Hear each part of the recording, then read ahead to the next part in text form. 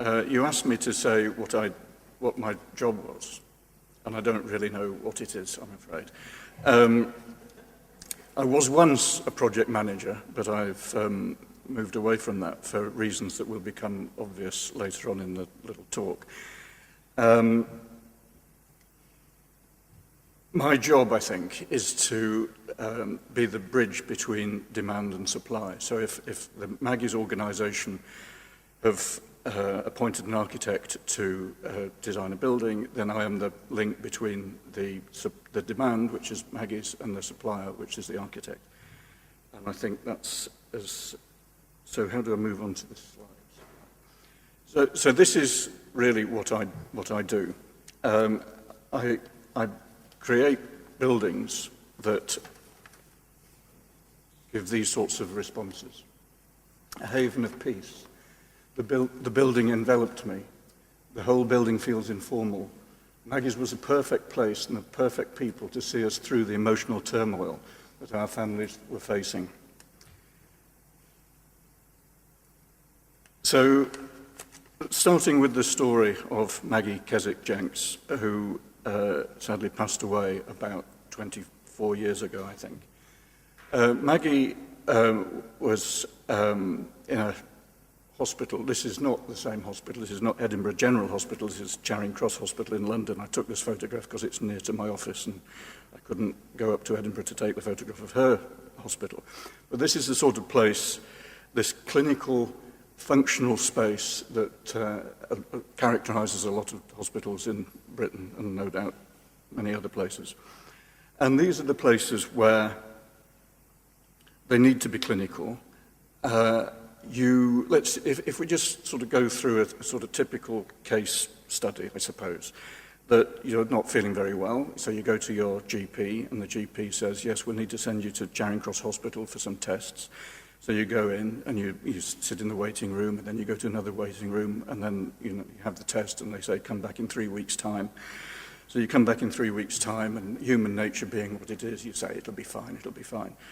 And it might not be fine, and you'll get the news in this sort of place. And Maggie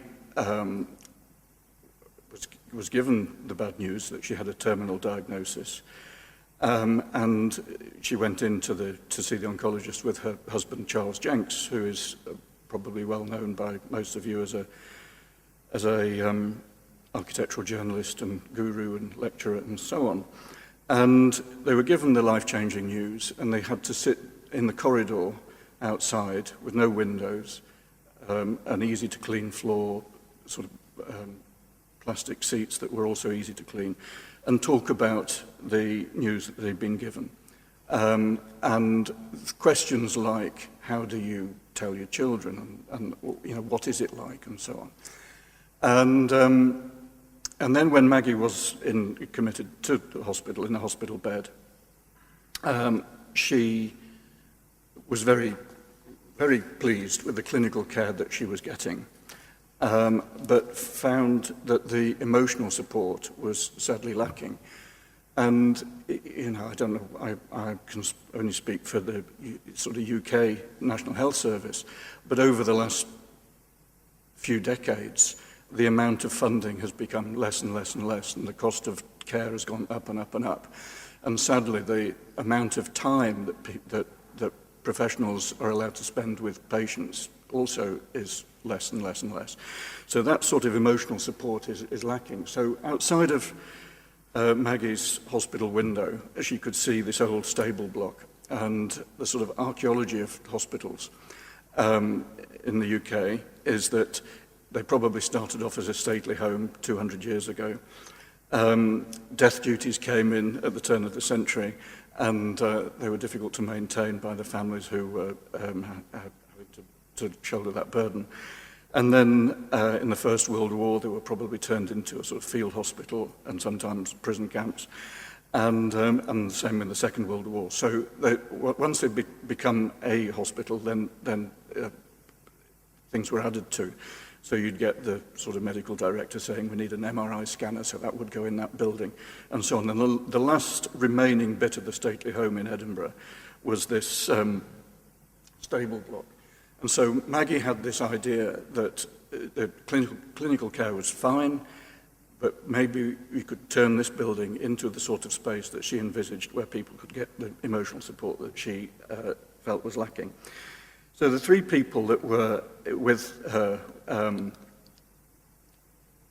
sort of sharing this vision was her husband, Charles, of course, her friend, Marsha Blakenham, and her oncology nurse, Laura Lee.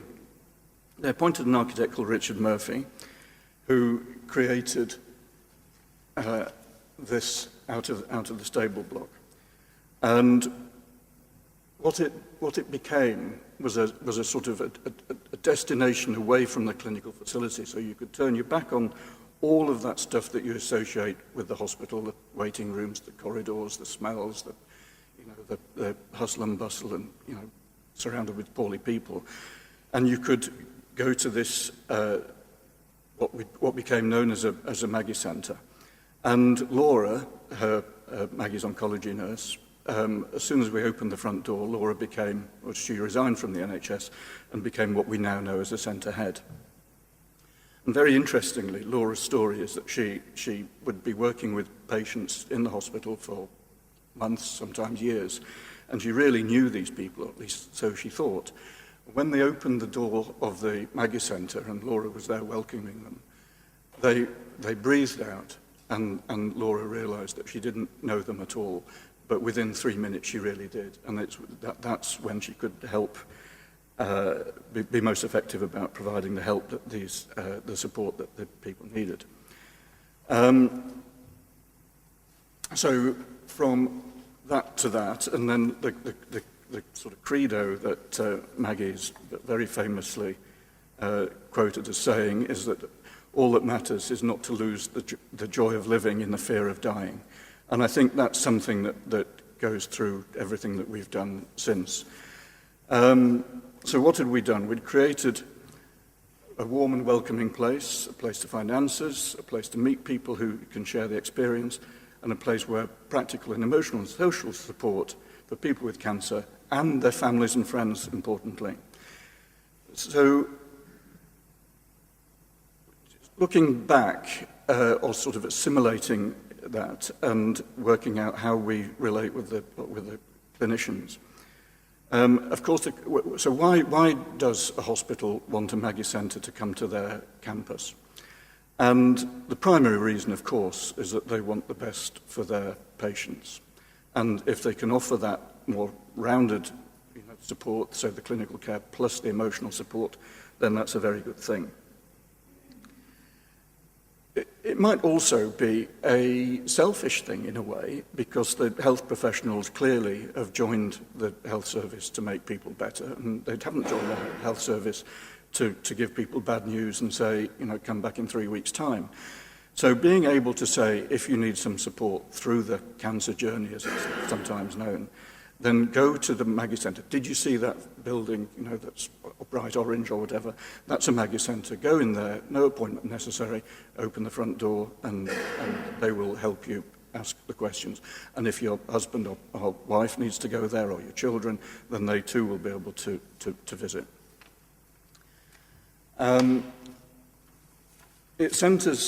A Maggie Centre centres around a kitchen table. But perhaps I should just digress in the light of David's talk to say that the journey from the hospital to a Maggie Centre through a garden is vitally important. So what we're trying to do is to fade out from the hospital facility and fade into the Maggie Centre, and we use the gardens to do that. We know from a lot of experience that it takes people several goes at opening the front door of a Maggie Centre. When they open the door, it's an acknowledgement of the diagnosis that they've just received, and sometimes they're referred to go to a Maggie Centre by the professional staff within the hospital, but it takes a while. It's the path and the journey through the garden is a place where you really are talking about life and death matters. And so that journey, the space that the garden provides, the seating areas and so on, is a really important part of the centre. The kitchen table is something that's visible from the front door, so you can see what's going on inside. And I would say, slightly tongue-in-cheek, that making a cup of tea for somebody is rather like a sort of human being's version of monkey grooming. It's the giving and taking and the breaking down of a barrier from a professional visit to something of friendship. So that's the centre at Charing Cross. So the hospital that I showed before is this large-scale building, and then we have the centre designed by Richard Rogers at the end of a garden path. And moving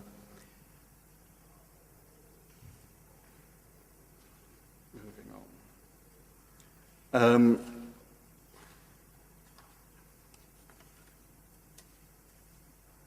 So we have very few principles, but they are principles that we've stuck to. I'll come to that in a minute. And every single centre goes back to the principles that Maggie sort of first thought, that it needed to be a space away from the hospital that was light and airy and so on. We come to the brief. So when we take on a new architect, we've now got 22 centres with 10 in various stages of design and construction, bearing in mind that there are 60-something big cancer hospitals in Britain, and our objective as a charity is to be represented at each one. And we've now, with 22 open, 10 in the wings, we're sort of halfway through. So we start off with the architectural brief, and that's something, if anybody's interested, can be found on our website. Architecture and landscape brief. It's a generic set of aspirations. We want the building to be light and airy. We note the importance of a garden and the journey from the hospital to the centre. We want it to be low maintenance, and we want the kitchen table to be at the heart of things. And this is several pages. I mean, it's a good sort of 50 pages talking about those general aspirations. And then we also give each architect what we laughingly call a detail brief. That's about 3 pages long. It's based on the number of cancer visits that we expect in that particular region. And basically, if it's a 400 square metre building, it needs 2 toilets, and if it's 500, it needs 3 toilets. But then we get to the real brief, and the real brief is architect gives a building that makes people go when they go through the front door. And it's impossible to write that down, which is why I've said it the way I've said it. The process of designing a centre is a very creative process. And when I mentioned that I used to be a project manager, it's very difficult it's very easy to be a project manager when it's a management of a process, because you go from A to B to C to D and so on. If you insert the word creative in that, the project management of a creative process is pretty much impossible. And I will talk about that in a second. But the relationship of the client and the architectural team is absolutely vital. So here we see Charles Jenks, Laura Lee, with Norman Foster, talking about the plans on this model for the centre that we have in Manchester. The client-architect relationship is absolutely vital to what we do. The knowledge that we've gained over the 22 centres that we've built so far is phenomenal, and the architects who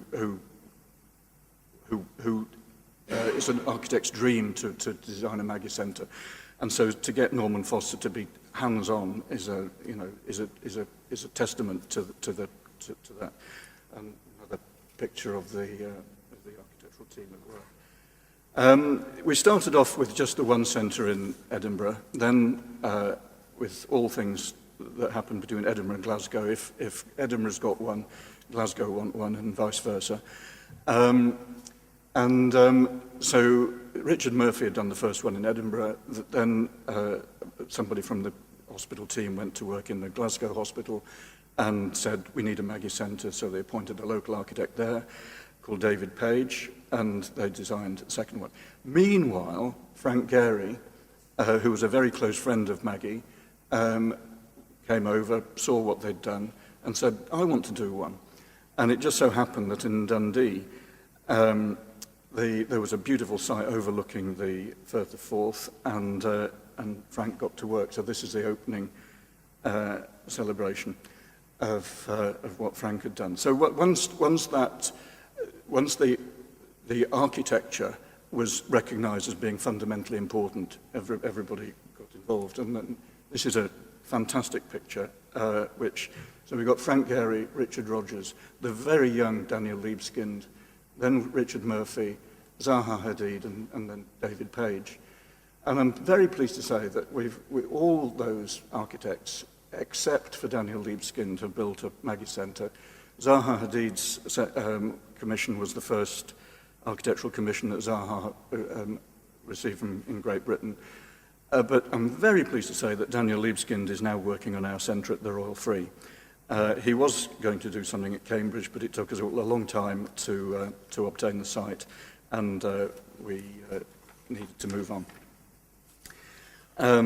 And then we've got, those are the centres that that are currently, obviously you can't read that from here, but we're dotted around Britain, 22 centres in Britain, a centre in Hong Kong, centre in Tokyo, one about to be opened in Barcelona, Stavanger and Oslo in Norway, and Groningen in Holland. And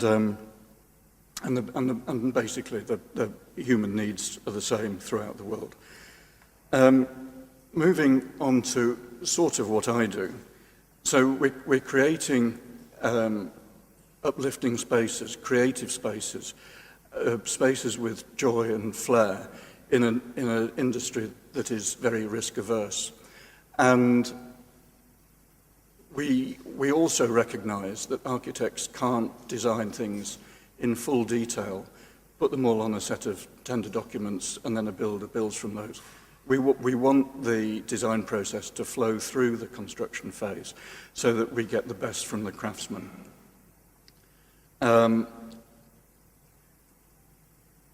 So this is a picture of Bloomer Lehman working on the Leeds Centre that's currently in construction, making the timber frame. And the next one is the same company working with Norman Foster on the centre in Manchester, which is, and there we have the finished product. The most recent centre to open is Stephen Hall's centre at Barts Hospital, where we started off with Stephen's watercolour. Interestingly, Stephen says that his favourite building material is light, which is interesting, straight off, but if you were to say my favourite building material is light to a project manager, I don't really know where you'd end up. But the only way to design something with light is in watercolour, I would suggest. And so when people say Stephen Hall, which is a great architect, he designed in watercolours, which is a little bit tongue-in-cheek, then you would need to design in watercolour to understand how the light works its way around the building. So you can see that the sort of the watercolour and then the way that the light is sort of manifests itself around the building. This is an architectural picture taken before we put the furniture in, but in the middle of that space is the kitchen table, and that's the view from the outside. So, and then interestingly, I read that Thomas Jefferson was also influenced by James Gibbs, and on to the right of this picture is James Gibbs's quadrangle. That's the north wing of the quadrangle at Barts Hospital, a hospital that's been around for 800 years, and we've added to that, and it's a very fitting addition of today's architecture, but in a very sensitive way. and that's the building now with the kitchen table at the heart of it. So people have gone to the Maggie Centre to get the professional help that they're referred to, and the professional help includes things like exercise classes, Tai Chi, and other things, and you know, the emotional support, as I mentioned. But it's also where people can go to get the feeling of camaraderie. So sitting around the table, and somebody might come in and say, you know, my knees are really sore, and then someone said, I have that, and then you know, the conversations start, and you're not feeling alone. And then the other reason, which I think is takes longer to understand, but is very vital, is it's just somewhere to go. So if you've had a diagnosis, you really don't want to go and sit at home and watch afternoon television. You don't want to go and sit in Starbucks and just sort of while away the hours, because that would feel odd. So it's somewhere to go. Now,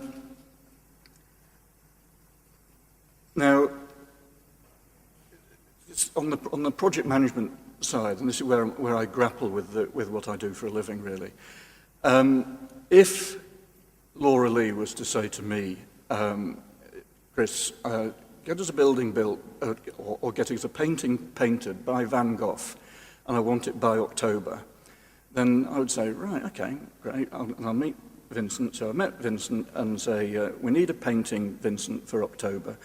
Let's work back, shall we, as a project manager to speak. Let's work back. So how long does it take the paint to dry? About a month, Chris. Okay, so how long does it take to actually paint the painting? That's probably also about a month. How long does it take you to sort of prepare the canvas? Yeah, that's 3 weeks. How long does it take you to get the paint? Yeah, that's a few days. Yeah. So that means that next Thursday afternoon, you've got to tell me what flowers you're going to paint. Yeah, okay. So next Thursday afternoon comes, and I said, right, Vincent, what's it going to be then?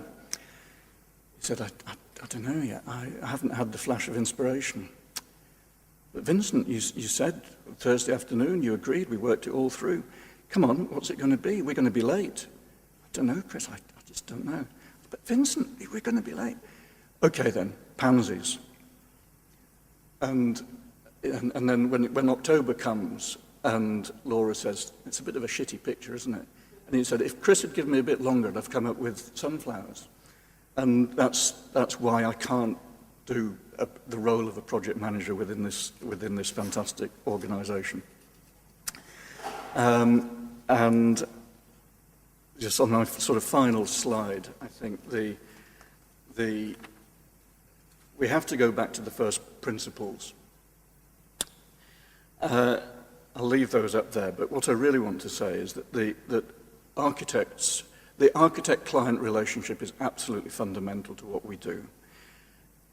We represent the demand. We represent a very experienced client who knows what they want in an abstract way, and we want architects to